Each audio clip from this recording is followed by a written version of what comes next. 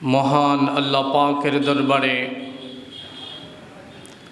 লাখো কোটি শুকরিয়া আদায় করছি, যিনি আমাদেরকে দুনিয়াবী সমস্ত কর্মময় ব্যস্ততা থেকে ফারেক করে পবিত্র জুমার দিন নামাজের পূর্বক্ষণে আমাদের সকলকে মহান আল্লাহ পাকের ঘর মসজিদে আসার সুযোগ করে দিয়েছেন। এই জন্য সকলেই হৃদয়ের গহীন থেকে উচ্চ কণ্ঠে শুকরিয়া আদায় করি, আলহামদুলিল্লাহ। সম্মানিত উপস্থিতি, আমি আপনাদের সামনে এই পৃথিবীর সবচাইতে শ্রেষ্ঠ কিতাব থেকে যে আয়াতে কারিমা তেলাওয়াত করেছি, সংক্ষিপ্ত সময়ের মধ্যে আলোচ্য আয়াতকে সামনে রেখে হেদায়েতের উদ্দেশ্যে আমলের নিয়তে কিছু কথা বলবো। আল্লাহ যদি তৌফিক দান করেন, আমা তৌফিকি ইল্লা বিল্লাহ। সম্মানিত উপস্থিতি, এই পৃথিবীতে প্রত্যেকটি মানুষ তার জীবনটাকে পরিচালনা করছে কিছু চাহিদার উপরে ডিপেন্ডেন্ট করে। প্রত্যেকটি মানুষকে তার জীবনটা অতিবাহিত করছে তার চাহিদার উপরে নির্ভরশীল হয়ে। আর মানুষকে আল্লাহ সুবহানাহু তাআলা কতগুলি চাহিদা দিয়ে দুনিয়ায় পাঠিয়েছেন। আমি আপনাদের সামনে মানব জীবনের চাহিদা এই সম্পর্কে কিছু কথা বলার চেষ্টা করব, আল্লাহ যদি তৌফিক দান করেন। সম্মানিত উপস্থিতি, ব্যক্তি, সমাজ, পারিবারিক পার্থক্যের কারণে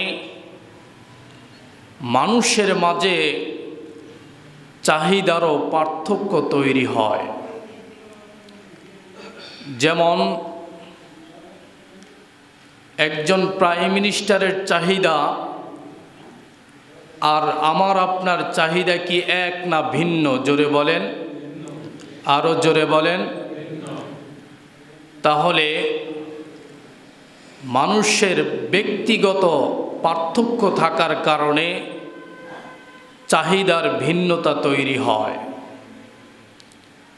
2 নাম্বার, সামাজিক পার্থক্য থাকার কারণে মানুষের মাঝে চাহিদার ভিন্নতা তৈরি হয়।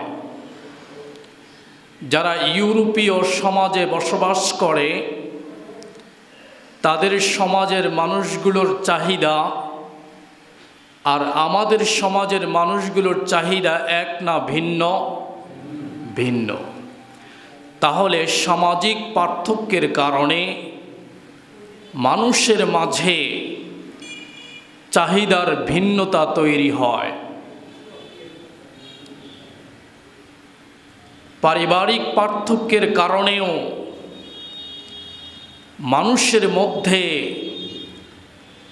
চাহিদার ভিন্নতা তৈরি হয়। একজন সম্পদশালী ব্যক্তির পরিবারের চাহিদা একজন গরিব রিকশাওয়ালার পরিবারের চাহিদা কি এক না ভিন্ন?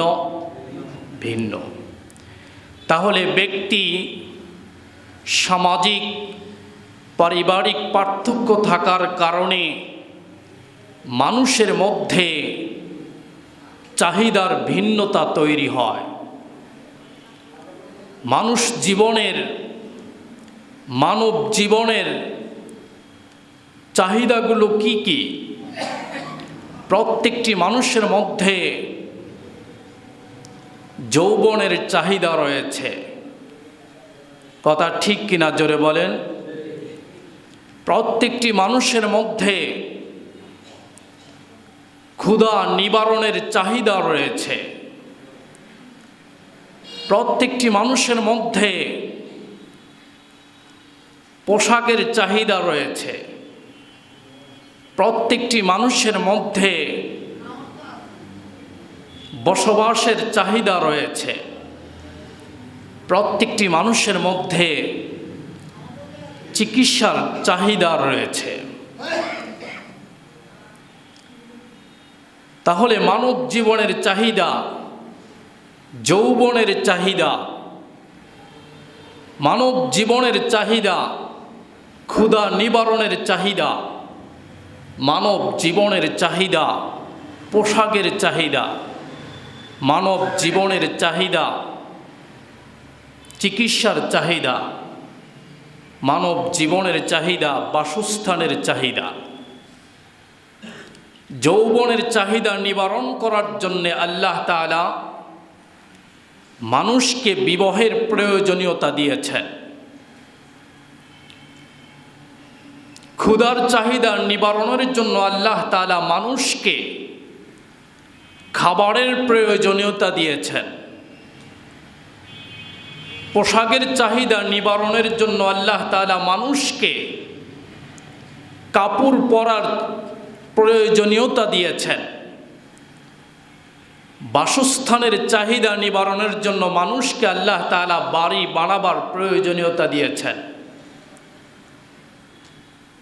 চিকিৎসা চাহিদা নিবারণের জন্য আল্লাহ তাআলা মানুষকে ঔষধের প্রয়োজনীয়তা দিয়েছেন।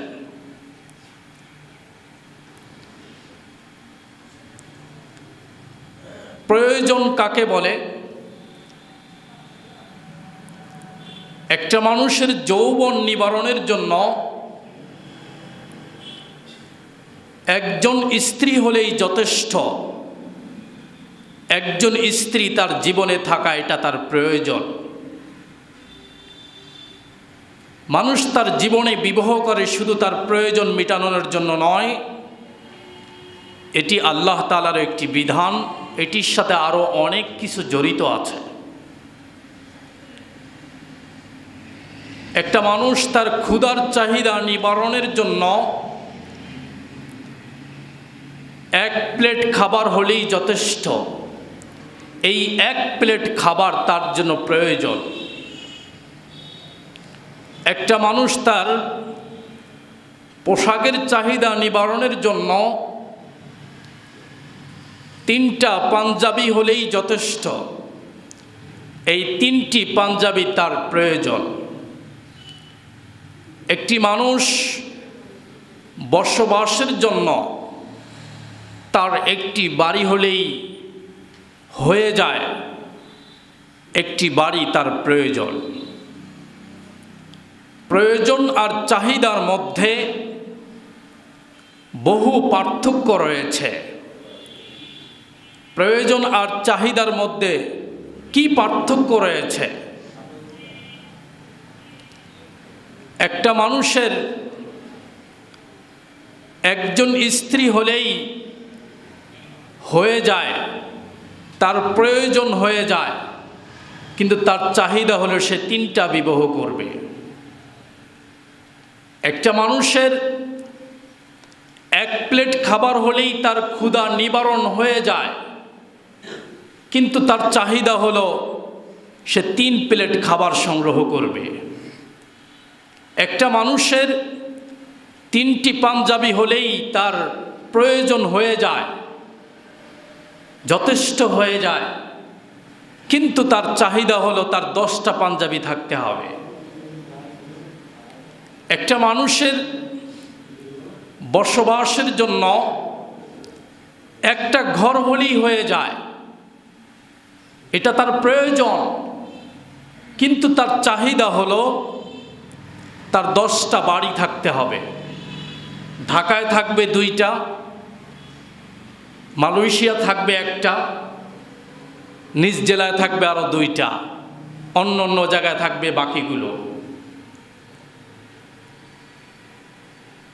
তাহলে পরিসংখ্যানে দেখা যায় মানুষের প্রয়োজনের তুলনায় চাহিদা সব সময় ঊর্ধ্ব গতিতে থাকে, অর্থাৎ চাহিদা উপরেই থাকে।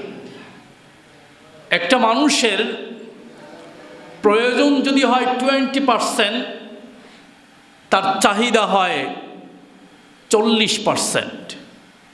একটা মানুষের প্রয়োজন যদি হয় 40%, তার চাহিদা হয় 80%। একটা মানুষের প্রয়োজন যদি হয় 80%, তার চাহিদা হয় 160%। চাহিদা সব সময় প্রয়োজনের উপরে থাকে, চাহিদা সব সময় প্রয়োজনের উপরে থাকে। একটা মানুষের প্রত্যেক মাসে 30,000 টাকা হলেই তার সংসার চলে যায়, কিন্তু তার চাহিদা হলো কিভাবে সে 60,000 টাকা ইনকাম করবে। একটা মানুষের 50,000 টাকা হলেই তার সংসারটা চলে যায়, কিন্তু তার চাহিদা হলো কিভাবে সে 1 লক্ষ টাকা ইনকাম করবে। একটা মানুষের 60,000 টাকা হলেই তার সংসারটা চলে যায়, তার প্রয়োজন পূরণ হয়ে যায়, কিন্তু তার চাহিদা হলো সে কিভাবে আরও অনেক টাকা ইনকাম করবে, সে কিভাবে 1 থেকে 1.5 লক্ষ টাকা ইনকাম করবে। তাহলে মানুষের প্রয়োজন যেখানে সীমাবদ্ধ, চাহিদা ওই জায়গায় সীমাবদ্ধ নয়, চাহিদা তার চাইতে আরও কয়েক গুণ উপরে থাকে। একজন মানুষ যদি একটা সাইকেল চালায়, তার চাহিদা থাকে সে হুন্ডা কিভাবে চালাবে। একজন মানুষের যদি একটা হুন্ডা থাকে, তার চাহিদা হলো সে প্রাইভেট কার কিভাবে কিনবে। একজন মানুষের যদি একটা প্রাইভেট কার থাকে, তার চাহিদা হলো সে কিভাবে একটা হেলিকপ্টার কিনা যায়। এভাবেই মানুষের প্রয়োজন যেখানে সীমাবদ্ধ, চাহিদা ওই জায়গায় সীমাবদ্ধ নয়। একজন মেম্বার চিন্তা করে কিভাবে চেয়ারম্যান হওয়া যায়, একজন চেয়ারম্যান চিন্তা করে কিভাবে এমপি হওয়া যায়, এমপি হওয়ার পর সে চিন্তা করে কিভাবে মন্ত্রী হওয়া যায়, মন্ত্রী হওয়ার পর সে চিন্তা করে কিভাবে প্রাইম মিনিস্টার হওয়া যায়। এভাবেই মানুষের চাহিদা ক্রমান্বয়ে বৃদ্ধি পেতে থাকে, বড়ই হতে থাকে। চাহিদার কুল কিনারা এক সময় আর খুঁজে পাওয়া যায় না। তাহলে মানব জীবনের প্রয়োজনের পরিমাণ যতটুকু, চাহিদার পরিমাণ অতটুকু নয়। মানুষের জীবনে চাহিদার পরিমাণ যতটুকু, প্রয়োজনের পরিমাণ অতটুকু নয়। চাহিদা সব সময়ই প্রয়োজনের উপরে কয়েক গুণ উপরে স্থান করে নেয়। সম্মানিত উপস্থিতি, আপনারা যদি ইসলামিক হিস্টোরি জেনে থাকেন, ইসলামের ইতিহাস কি বলে, সম্মানিত উপস্থিতি, হযরত রাসূল করিম সাল্লাল্লাহু আলাইহি ওয়াসাল্লাম তার জীবনে কখনোই প্রয়োজনের উপরে চাহিদাকে স্থান দেননি। সব সময়ের জন্যই প্রয়োজনের নিচে তার চাহিদা ছিল। এই জন্যই নবী আলাইহিস সালামের জীবনে স্বাভাবিক জীবনযাপন, ক্ষুধার তাড়নাও তারা জীবনযাপন করেছেন। তারা চাইলে স্বর্ণের প্লেটেও খানা খেতে পারতেন। কেন? সব কিছু থাকা সত্ত্বেও পোশাকে তারা কষ্ট করেছেন, খাবারে তারা কষ্ট করেছেন, বসবাসেও তারা কষ্ট করেছেন। কারণ নবীদের জীবনে তারা চাহিদাকে সবসময় প্রয়োজনের নিচে রেখেছেন। সাহাবায়ে কেরামদের জীবনেও তিনারা চাহিদাকে সব সময় প্রয়োজনের নিচে স্থান দিয়েছেন। সমস্ত ওলি আউলিয়া যারা আল্লাহ তাআলার দরবারে নিজেদের নৈকট্য হাসিল করেছিলেন, তারা সকলেই তাদের জীবনে চাহিদাকে প্রয়োজনের নিচে স্থান দিয়েছেন। ধন সম্পদ থাকা সত্ত্বেও তারা অনেক কষ্ট করে জীবন যাপন করেছেন।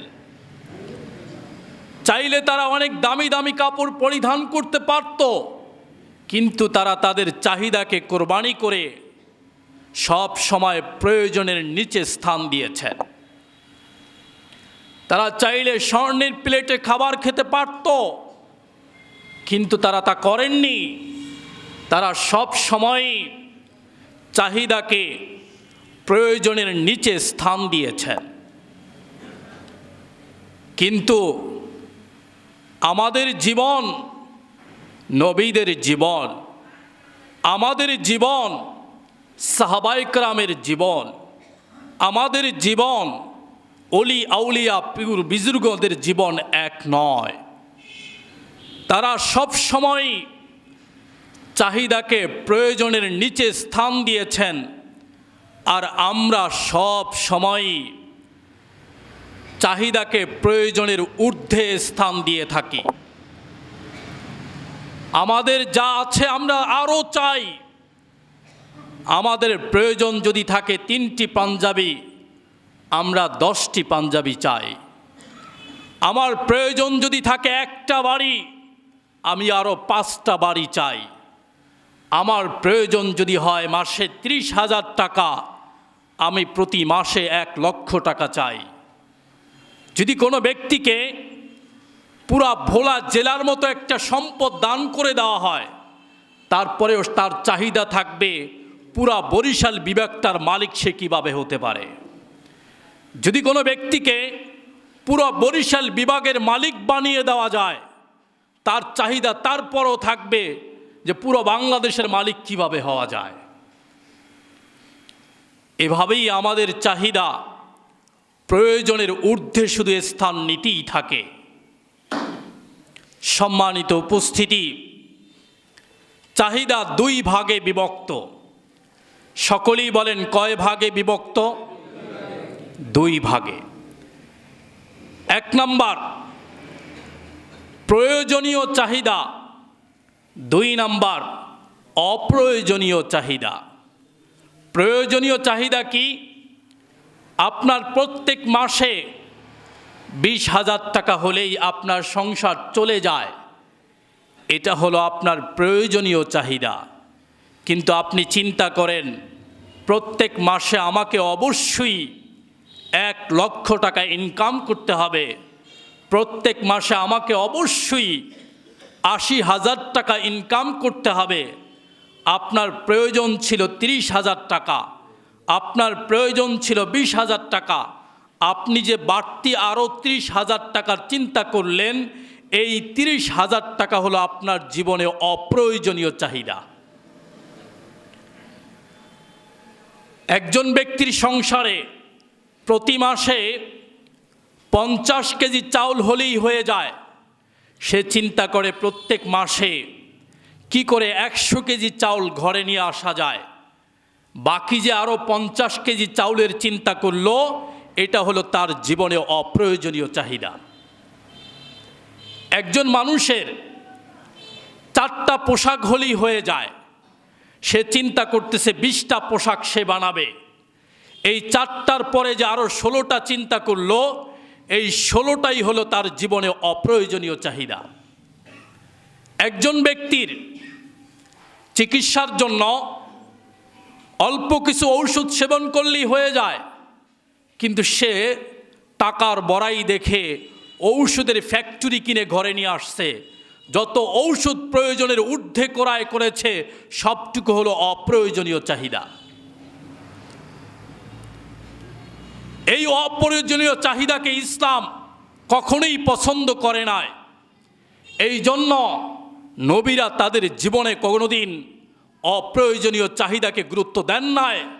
এই জন্য সাহাবায়ে কেরাম তাদের জীবনে কোনোদিন অপ্রয়োজনীয় চাহিদাকে গুরুত্ব দেন নাই। এই জন্য কোনো অলি আউলিয়া অপ্রয়োজনীয় চাহিদাকে গুরুত্ব দেন নাই।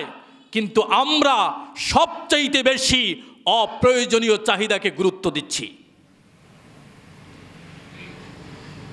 কেন ইসলাম অপ্রয়োজনীয় চাহিদাকে পছন্দ করে না? কেন ইসলাম অপ্রয়োজনীয় চাহিদাকে গুরুত্ব দেয় না? কারণ একজন ব্যক্তি তার জীবনে অপ্রয়োজনীয় চাহিদাগুলো পূরণ করতে গিয়েই সে আল্লাহ পাকের ইবাদত থেকে দূরে সরে যায়। একজন ব্যক্তি তার জীবনে অপ্রয়োজনীয় চাহিদাগুলোকে পূরণ করতে গিয়েই সে আল্লাহ পাকের হুকুম থেকে মাহরুম হয়ে যায়।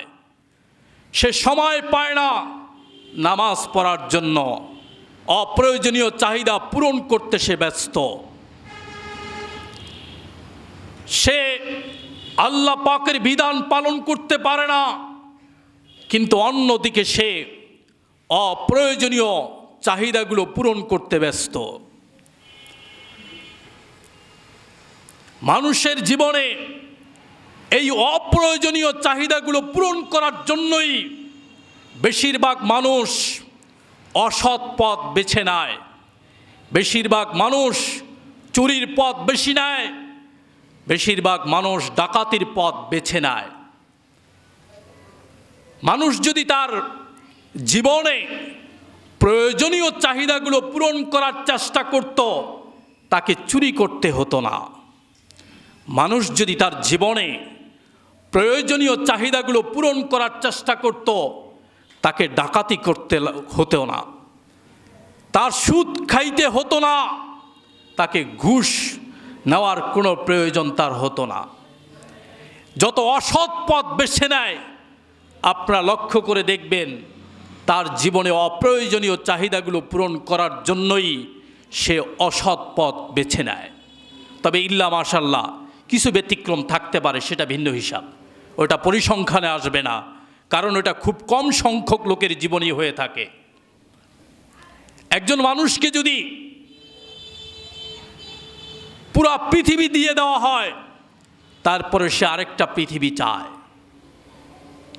একটা ঘটনা বলি। এক রাজা তার একজন কাছের মানুষকে বলল, তোমার চাহিদা যে পরিমাণ দেখা যাচ্ছে, আমি তোমার চাহিদা পূরণ করতে পারবো না, বরং তোমাকে একটা কথা বলে দেই। বলে কি? বলে সকালবেলা যখন সূর্য উঠবে তখন তুমি দৌড় শুরু করবে, আবার তুমি সন্ধ্যার আগে সূর্য ডোবার আগেই যেই জায়গা থেকে দৌড় শুরু করেছিলে ওই জায়গায় ফিরত চলে আসবে।